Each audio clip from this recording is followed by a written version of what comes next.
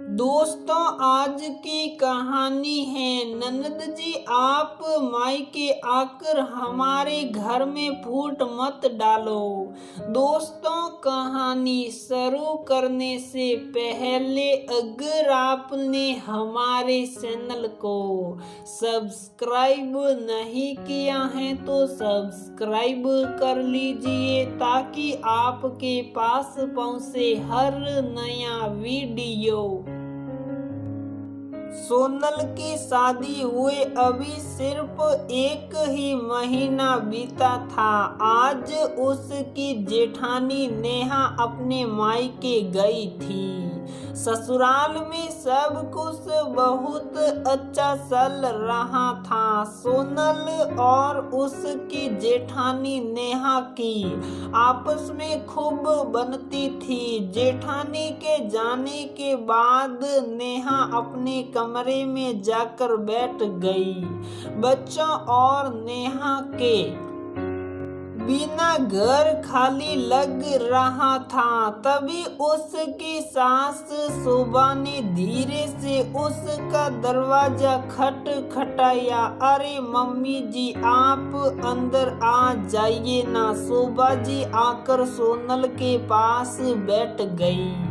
Mummy जी, दीदी और बच्चों के बिना घर कितना खाली लग रहा है। हम सास ने संक्षिप्त उत्तर दिया। सोनल तो कितनी भोली है, नेहा की चालाकियों को जरा भी नहीं समझती। नेहा तो जिस दिन से आई है उस दिन से ही घर में तरह तरह के षड्यंत्र करती रहती हैं। चेहरे पर मासूमियत का नकाब पहन तो सबको धोखा देती हैं। सास की बात सुन सोनल की आंखें फटी की फटी रह गई। क्या मम्मी जी ठीक कह रही हैं? क्या ये सच है? अगर हाँ तो वास्तव में नेहा दीदी जरूरत से ज्यादा चालाक हैं। लेकिन मुझे तो कभी भी उनके व्यवहार में कुछ गलत महसूस नहीं हुआ, बल्कि हमेशा प्यार ही दिया है उन्होंने मुझे। मेरी गलती होने पर वह उस गलती को अपने सर पर ले लेती हैं। फिर मम्मी जी ही झूठ क्यों बोलेगी? शोभा जी की बात असर कर गई थी। उन्होंने नेहा के बारे में न जाने कितने ही किस्से सोनल को सुनाने शुरू कर दिए। सोनल चुपचाप सब कुछ सुनती रही। शोभा जी तो उठ कर चली गई, लेकिन सोनल का सिर फटने को तैयार हो गया। अभी सोच ही रही थी कि उसकी मम्मी का फोन आ गया। क्या हुआ सोनल, तेरी आवाज कुछ ठीक नहीं लग रही। माँ की सने भरी आवाज सुन सोनल ने उन्हें सारी बात बता दी। सब कुछ सुनने के बाद सोनल की माँ ने कहा, देख सोनल, नेहा ने आज तक तेरे साथ कभी कोई गलत व्यवहार नहीं किया है। सिर्फ अपनी सास की बात सुनने मात्र से उसके बारे में कोई गलत धारणा मत बना लेना। असमंजस की स्थिति में फंसी सोनल को कुछ समझ नहीं आ रहा था, कौन सही है कौन गलत। नेहा एक हफ्ते के लिए अपने मायके गई थी। इस अवधि में शोभा जी को जब भी मौका मिलता वह सोनल से नेहा की बुराई करती। एक बात तो सोनल को भी समझ नहीं आ रही थी कि जब नेहा दीदी इतनी बुरी हैं तो मम्मी जी उनके सामने इतनी मिट्टी क्यों बनी रहती हैं। क्या वास्तव में नेहा दीदी जरूरत से ज्यादा चालाक हैं या मम्मी जी? अब इस गुत्थी को सुलझाना अति आवश्यक हो गया था। ससुराल में नई बहू की स्थिति बड़ी अजीब होती है, सब कुछ देखती हैं लेकिन समझ नहीं पाती। यही हाल सोनल का भी हो रहा था।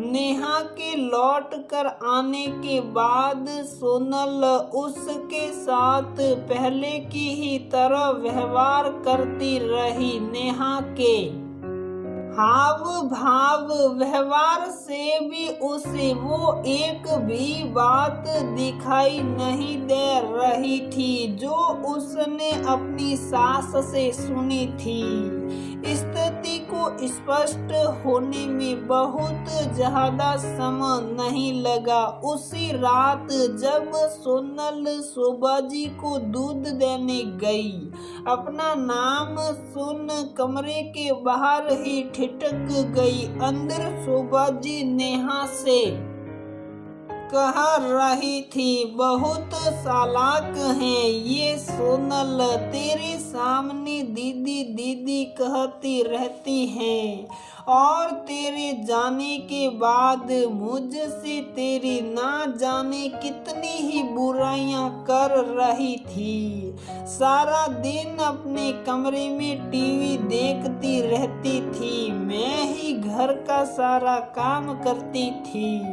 शोभाजी का वाक्य पूरा होने से पहले ही सोनल कमरे में घुस गई। सोनल को इस तरह आया देख शोभाजी शक पका गई, तुरंत बात बदल दी। अब सोनल को सब कुछ साफ साफ दिखाई दे रहा था। अगले दिन शोभाजी के मंदिर जाने के बाद सोनल नेहा के पास जाकर बोली, दीदी रात मम्मी जी आपसे जो कुछ भी कह रही थी मैंने सुन लिया था। जानती हूँ सोनल, मम्मी जी को भी बहुत अच्छी तरह से जानती हूँ। वह मुझसे तुम्हारी बुराई कर रही थी और मुझे पूरा यकीन है कि मेरे पीठ पीछे उन्होंने तुमसे मेरे बारे में न जाने क्या क्या कहा होगा। आपको कैसे पता दीदी? सोनल, मैं तुमसे 5 साल पहले इस घर में आई थी। मम्मी जी की हर आदत से बखूबी वाकिफ हूँ। जब वह अपने मायके जाती हैं तो एक भाभी से दूसरी की बुराई और दूसरी से पहले की बुराई करती हैं। उनका मानना है कि फूट डालो और राज करो।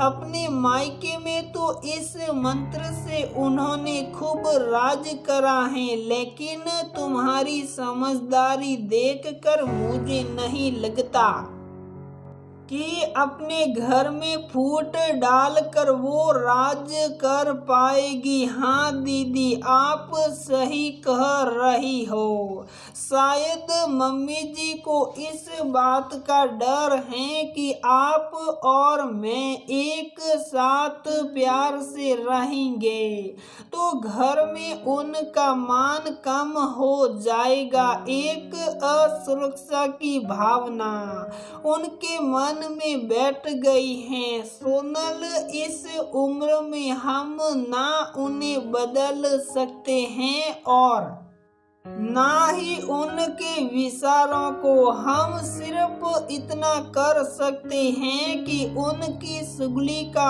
आनंद ले।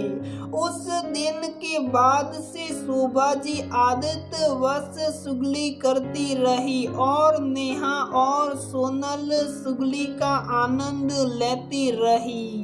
शोभाजी को अब तक भी समझ नहीं आ रहा कि उनका चुगली अस्त्र निष्फल कैसे हो रहा है। दोनों बहुएं जब देखो तब साथ में हंसते खेल खिलाती रहती हैं। थक हार कर कुछ महीनों बाद शोभा जी ने आत्मसमर्पण कर चुगली करनी बंद कर दी।